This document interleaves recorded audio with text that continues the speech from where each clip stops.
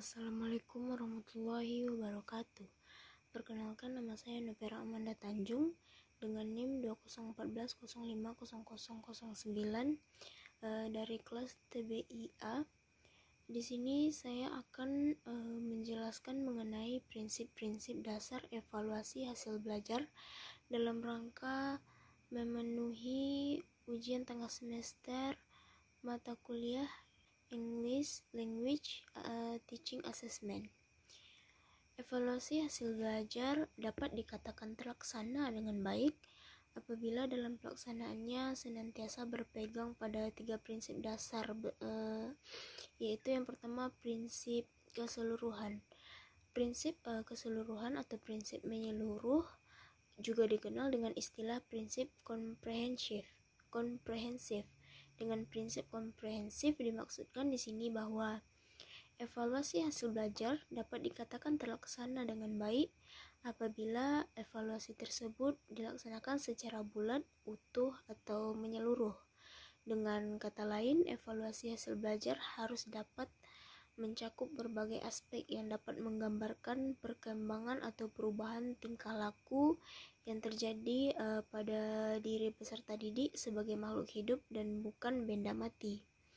Dalam hubungan ini, evaluasi hasil belajar di samping dapat mengungkap aspek proses berpikir atau cognitive domain, juga dapat mengungkap aspek kejiwaan lainnya, yaitu aspek nilai atau sikap, atau disebut juga dengan affective domain, dan aspek keterampilan atau psikomotor domain yang melekat pada diri masing-masing individu peserta didik.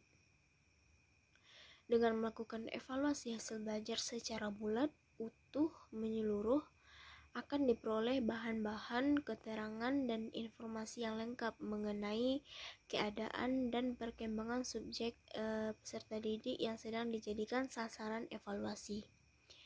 Yang kedua yaitu prinsip kesinambungan.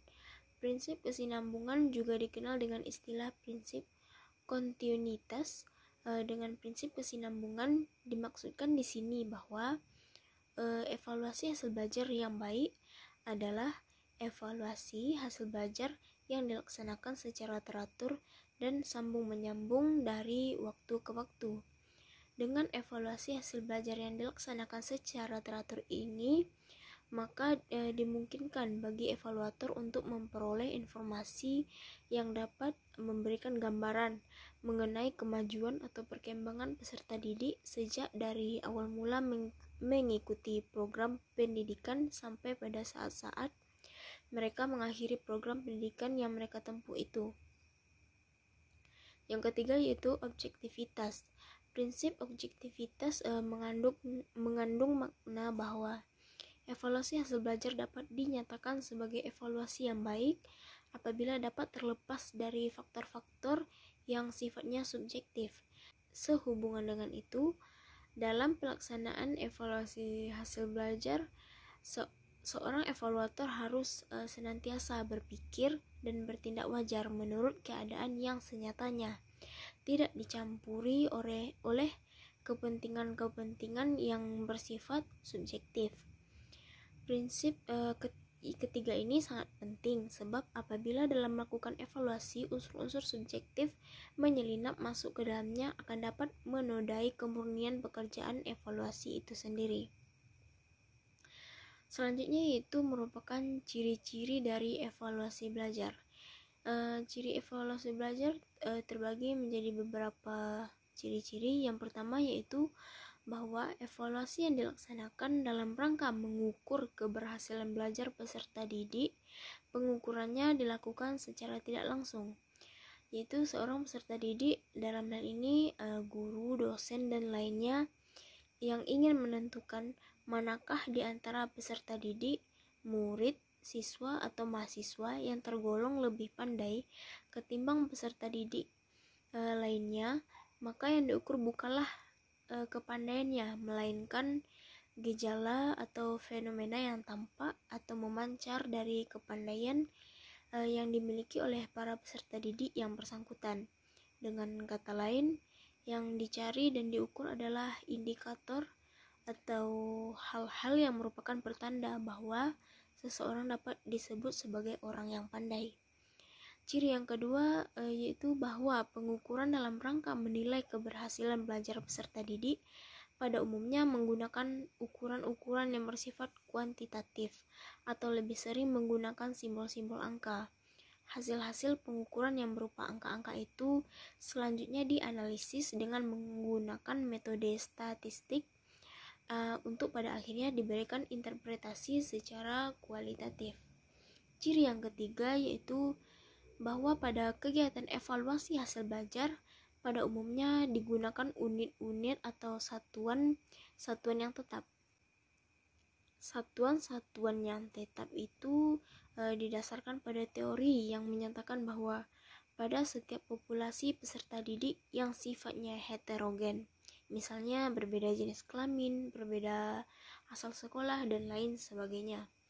Ciri yang keempat bahwa prestasi belajar yang dicapai oleh para peserta didik dari waktu ke waktu adalah bersifat relatif, dalam artian bahwa hasil-hasil evaluasi terhadap keberhasilan belajar peserta didik itu pada umumnya tidak selalu menunjukkan kesamaan atau keajegan.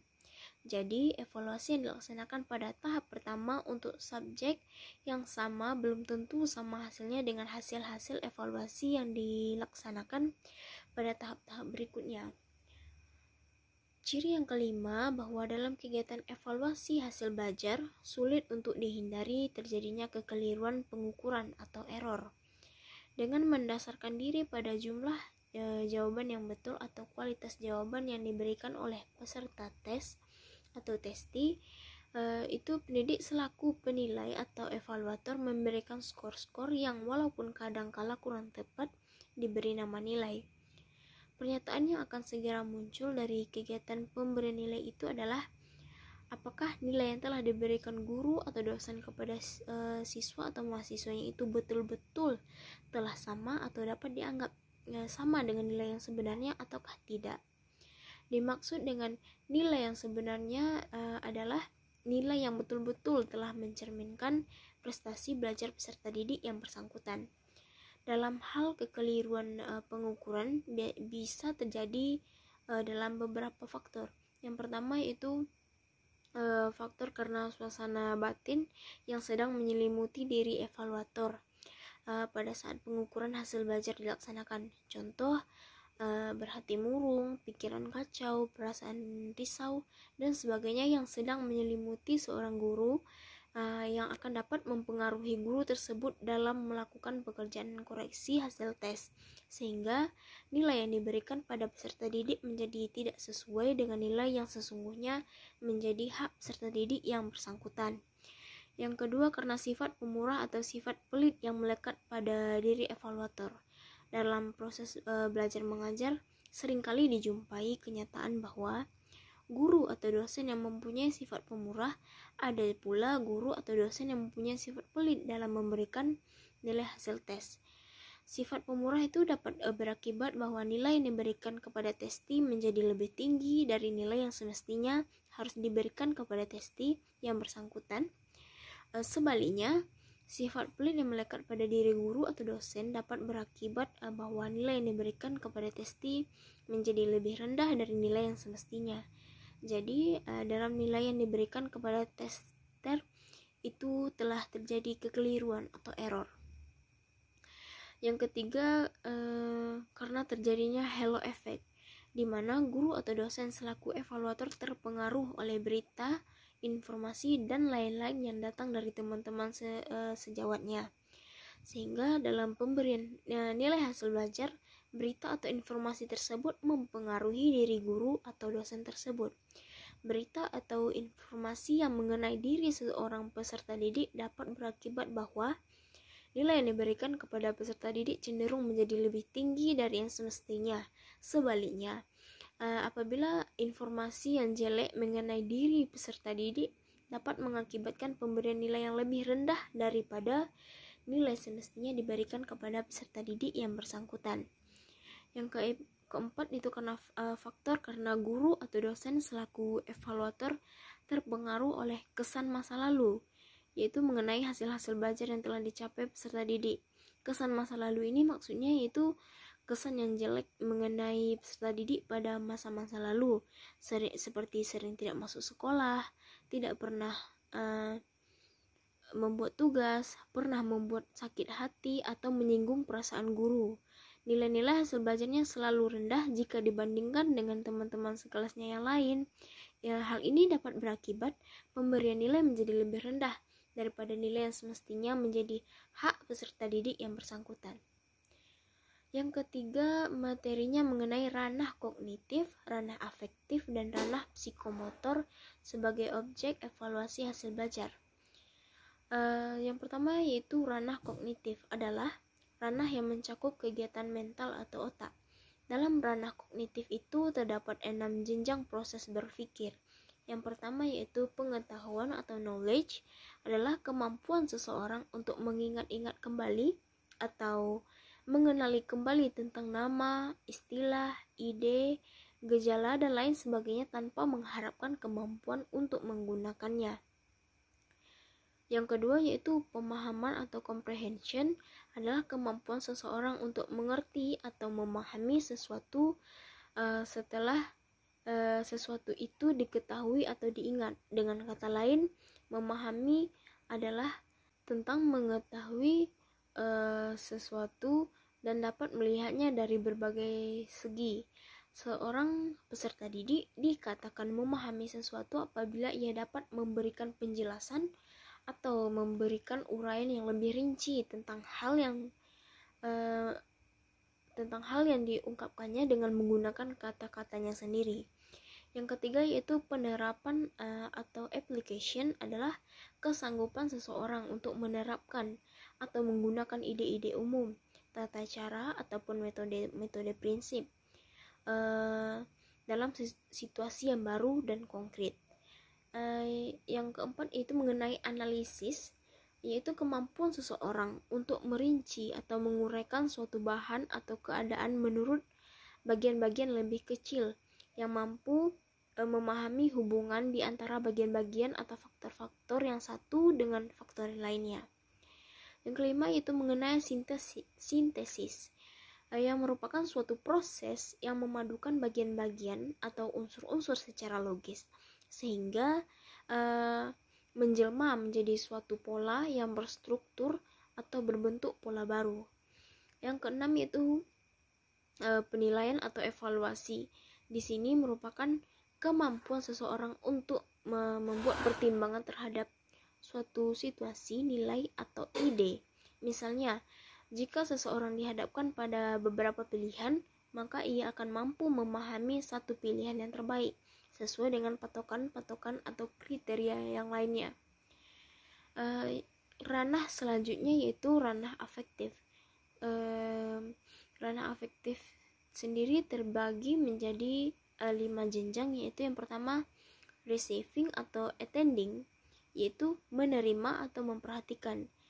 Dimaksud di sini adalah kepekaan seseorang dalam menerima rangsangan atau stimulus dari luar yang datang kepada dirinya dalam bentuk masalah, situasi, gejala, respon, dan lainnya. Yang kedua yaitu responding, kemampuan menanggapi yang dimiliki oleh seseorang untuk mengikut sertakan dirinya secara efektif dalam fenomena tertentu dengan salah satu cara. Yang ketiga yaitu evaluating atau menilai atau menghargai. Di sini maksudnya memberikan nilai atau memberikan penghargaan terhadap suatu kegiatan atau objek, sehingga apabila kegiatan itu tidak dikerjakan dirasakan akan membawa kerugian atau penyesalan. Yang keempat yaitu temukan perbedaan nilai sehingga terbentuk nilai baru yang lebih universal yang membawa kepada perbaikan umum. Yang kelima yaitu karakterisasi dengan suatu nilai atau kompleks nilai, yakni keterpaduan semua sistem nilai yang telah dimiliki seseorang yang mempengaruhi pola kepribadian dan tingkah laku. Selanjutnya yaitu ranah psikomotor. Hasil belajar psikomotor ini sebenarnya merupakan kelanjutan dari hasil belajar kognitif dan hasil belajar efektif. hasil belajar kognitif dan hasil belajar efektif akan menjadi hasil belajar psikomotor apabila peserta didik telah menunjukkan perilaku atau perbuatan tertentu sesuai dengan makna yang terkandung di dalam ranah kognitif dan ranah afektif. Materi yang keempat itu merupakan langkah-langkah pokok dalam evaluasi hasil belajar.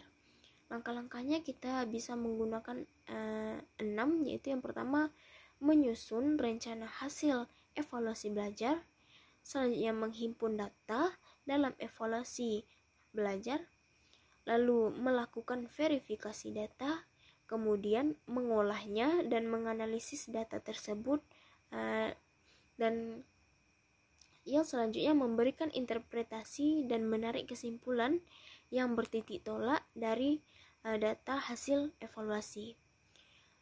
Materi yang kelima yaitu mengenai teknik-teknik evaluasi hasil belajar di sekolah.